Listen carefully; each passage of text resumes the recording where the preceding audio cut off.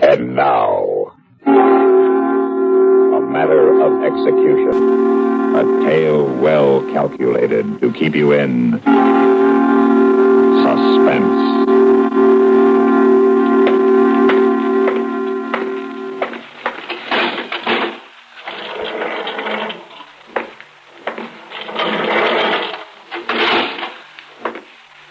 Burton. I swear, Warden, I thought you'd never get here. Burton, your lawyer just phoned from the governor's mansion. All right, he phoned. What did he say? I'm sorry, Burton. So I've lost. Really lost. 3 hours, I'm going to die. I'm going to die for a crime I never committed. Burton, please. I'm afraid, Warden. Warden, I'm so afraid. I've been living this nightmare for a year. The accusation, the arrest, the trial, the conviction. I couldn't believe any of it was happening. I kept telling myself that sooner or later they'd find out the truth. Burton, believe me. First I was confused, then I was horrified. Then I think I was numb. Then I was hopeful. I told myself that such a mistake couldn't happen. You understand? I had to tell myself that. So I was hopeful. Now, Warden, I'm just plain scared. Warden, I'm scared.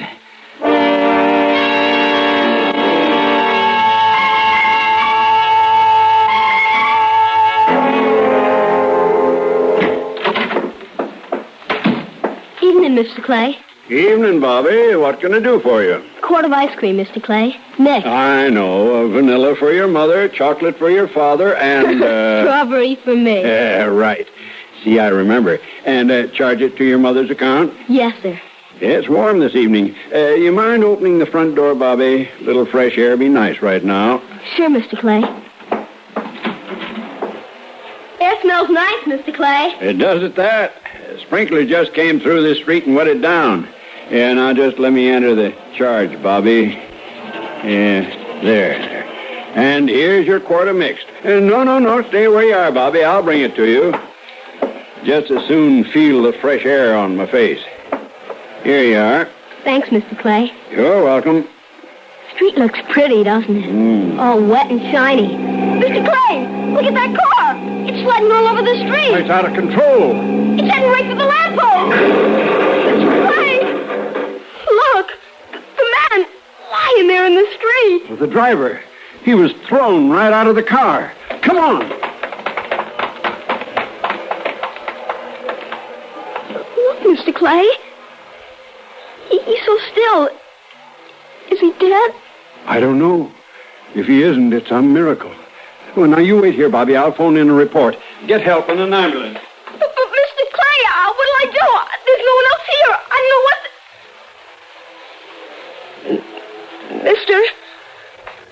Mister, can you hear me? Please, mister, open your eyes. Oh. You did. You opened them. What happened? You skidded. Hit the lamppost. Oh.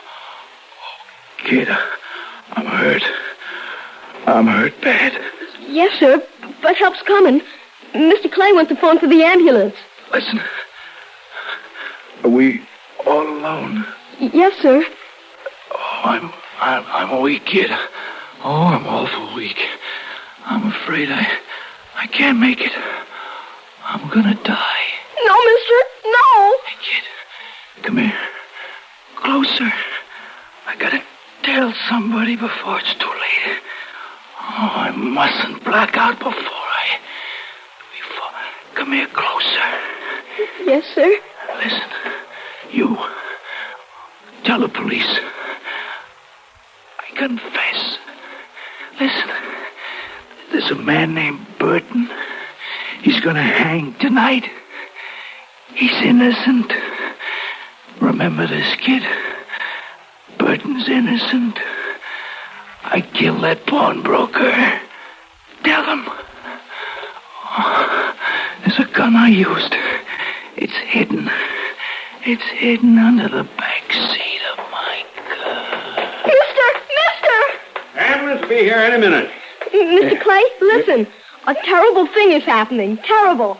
And there isn't much time. Huh? An innocent man is going to die. An innocent man, Mr. Clay. He didn't do anything. I'm afraid you're right, Bobby. Poor man couldn't know the street was wet. No, sir, that isn't what I meant. Another man. An innocent man. Oh, Bobby, this man was alone in the car and the street was absolutely empty. Now, you're confused, son. Mr. Clay, let me tell you what happened. You don't have to tell me, Bobby. I saw the whole thing with my own eyes. Please, now, I'm too upset to... there's the police car. Bobby, I really think you should go home. This is no place for But, Mr. Clay, this is important. You've got to this listen. way, officer, over here. I saw the whole thing. You skidded. Yeah, dear, terrible thing, officer. Terrible. Yeah, I see what you mean. Anyone else hurt? Nobody else involved. Driving alone. You hit the wet street, you see. You skidded and crashed right into that... Officer, I got to tell you something. A man's going to die for nothing. All right, take it easy, son. We'll do all we can for him. All right, everybody. Everybody stand way back, please. Make plenty of room. You too, Sonny. But I got to tell you something. You got to listen. Not now, Sonny. Step way back, kid. In fact, go home. All right, clear the way and let that ambulance through. You, kid, I said go home. Right here, Doc. Right here. Thrown right out of the car when he hit the lamppost. All right, Mr. Clay, you want to give me the details? Of course. All took just a couple of seconds. I was standing right there in the doorway of my store. And all of a sudden, this car turns in from Maple Street, going a little fast, maybe. Please, Mr. Clay, let me tell the officer what I know. How fast would you say, Mr. Clay? Oh, 40, 45, maybe. The minute I saw him start into the skid, I said to myself... Honest, if the man doesn't wake up, nobody will know. Are you sure, Mr. Clay, there was no other car on the street? Positive. Officer, Mr. Clay. Unconscious when you got to him, I guess. Out cold. I thought he was dead. Close to dead right now. Well, I guess that's about it. Officer. All right. Get back, everybody. Make room. Let the ambulance get out. Hey, call in and tell them to hurry that tow car. Please, listen. I got to tell you something before it's too late. Son, I told you we're busy. Haven't got time for kids now. Be a good boy. Go home.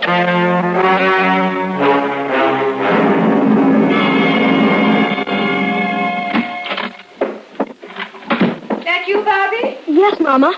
Mama, I got to tell you something. You certainly do, like why you're so late. You know how long you've been? I was just beginning to worry. Yes, Mama, but I couldn't help it this time. Listen, Mama, something happened. You realize it's almost 8 o'clock? Yes, Mama, that's just it. It'll be too late. Bobby, the ice cream is leaking right through the carton. Oh, Bobby, for goodness sakes, here, give me that. Yes, Mama, but please, let me tell you what happened. You don't know what cream's all melting. I'll have to get it into the freezer. Really, Bobby, sometimes. Mama, there was an accident. Accident? You're hurt. Darling, what happened to you? Nothing, Mama. The accident didn't happen to me. To someone else. A man. It's what I was trying to tell you. Bobby, really, you scared the wits out of me. I'm sorry, but you gotta let me tell you this. You gotta. Now, it's important. I guess if you don't tell this wonderful story, you'll burst. And we don't want that, do we? Well, what is it you're trying to say?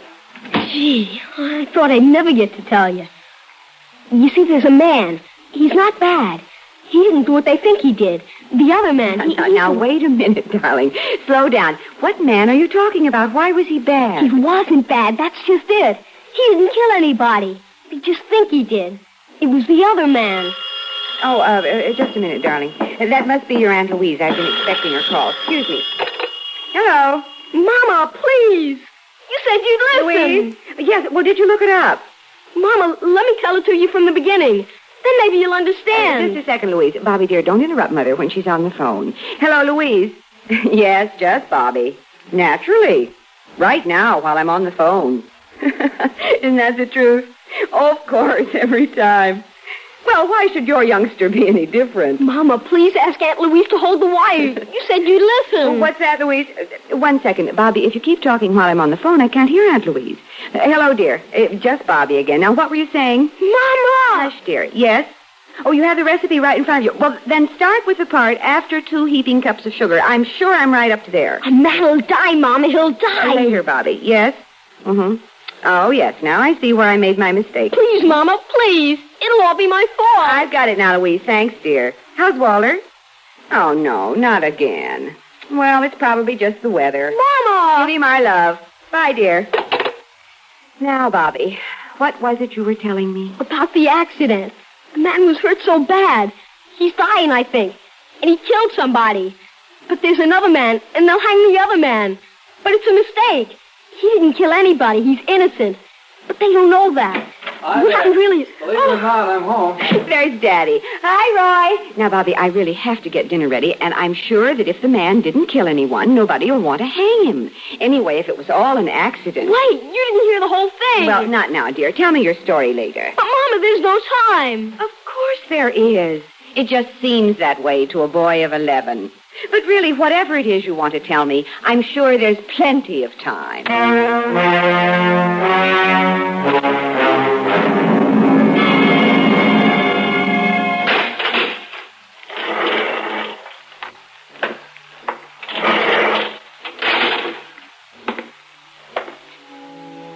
Burton. Burton. Yes? Won't you reconsider? What? Reconsider what we discussed. Won't you see the chaplain now? Who? The chaplain, Burton. He wants to stay with you. Oh, yes, I remember. No more than thank you very much, but tell him I'd rather not. It would help. It would make it easier. Please, believe me. It wouldn't help. Not now, not anymore. I don't want words of comfort. I don't want words. He wants you to know that he won't preach to you. He just wants you to have a friend with you now. And he is your friend, Burton, I know. Tell him I understand how he feels. But I just can't cooperate. Nobody can help me now.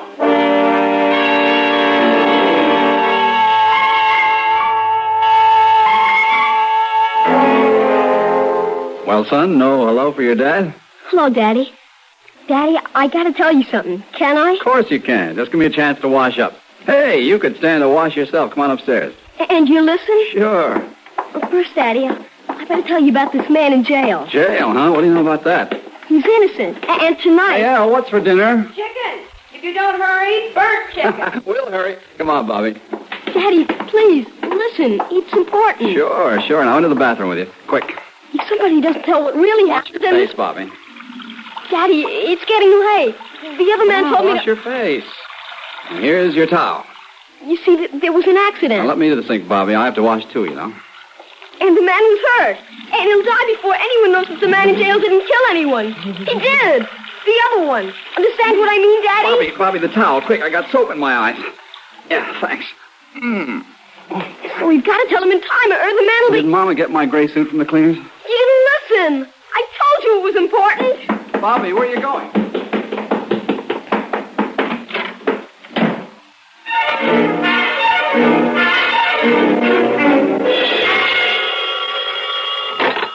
Police Department, First Precinct, Front Desk, Officer Moody. Yes, ma'am? Oh, no, ma'am. Your daughter's over 21? No, ma'am. Afraid there's nothing we can do about that. No, I understand, ma'am. You feel he has shifty look. But if she wants to marry him... Oh, no, I understand, ma'am. Shifty around the eyes. Oh, sure. Well, maybe you'll get used to it. Oh, no. Never hesitate to call us. Oh, brother. Oh, officer? Ah, now a kid. Oh, this is my day. Officer, I got to tell you something. You got to listen. Officer, you're the same one. The one at the accident on Laurel Avenue. Huh? Oh, yeah, the kid. Yeah. Oh, you haunting me. You wouldn't listen before. Please, you got to listen now. They're hanging Burton tonight, and he's innocent. Lieutenant Bayer, big flash for you. Yes? This little boy feels you were wrong on the Burton case. Says he's innocent. Very funny. Lieutenant Bayer made the Burton arrest, kid. Then I got to tell him. Look, kid, give us a chance to do our job. Arrest people who did something bad. Now, go on home now.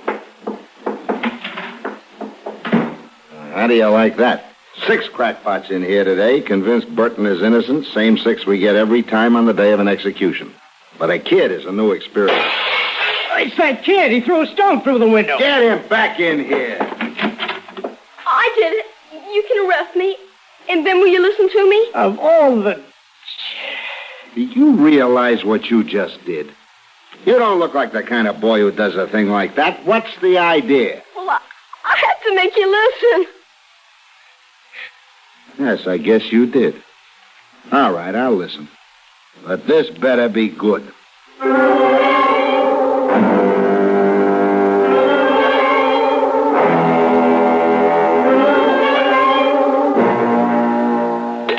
On that fat. Hospital says he's still breathing, in a coma. Get me a car. I'll keep the kid with me. You're taking this seriously? I have to. This kid described what certainly sounds like a deathbed confession. I've got to check it out. It's 9:30. Burton hangs at 10. And I arrested Burton. And if the guy dies before he can speak again? Then so will Burton. Get that car.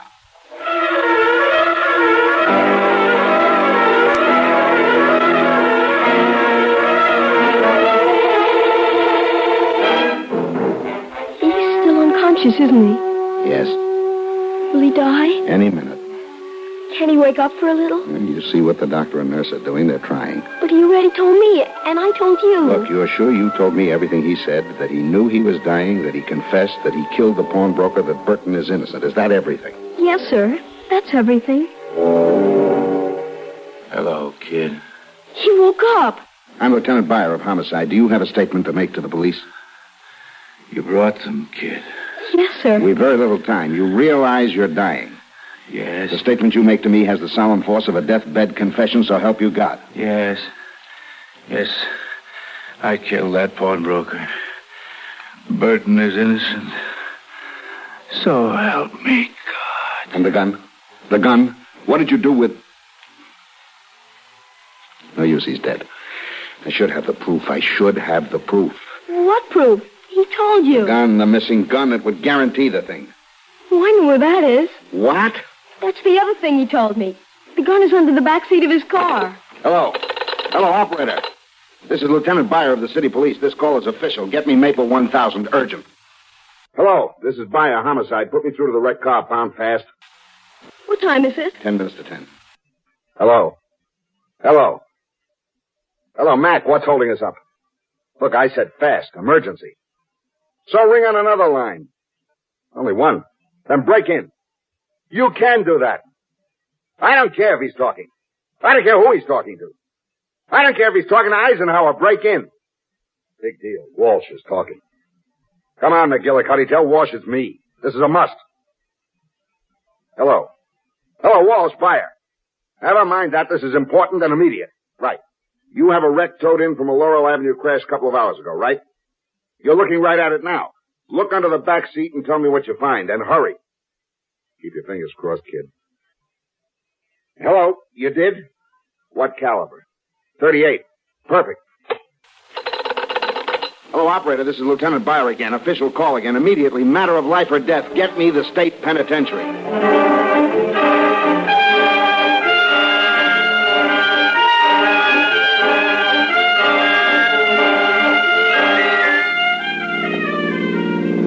Bobby, for the third time, will you forget about the window? I told you, the window is on me.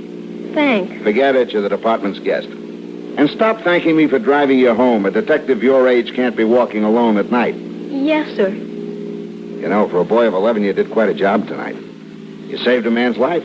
You heard me talk to the warden. You won, with 6 minutes to spare. It was pretty wonderful. So why do you still look worried? Because I never stayed out so late before. And I ran out of the house without dinner. What'll my mother and father say? Now, I wouldn't be a bit surprised if they were very proud when you tell them the whole story. But when I tell them, will they listen?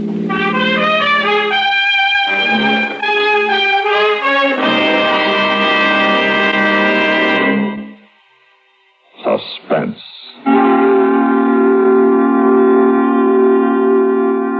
You have been listening to A Matter of Execution, written for suspense by Harold Huber.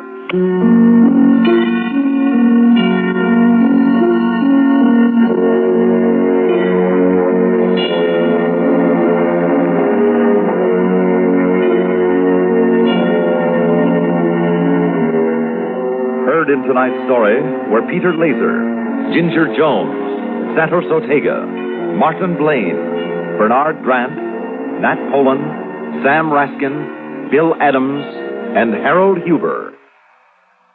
Listen again next week when we return with After the Movies, a story of money.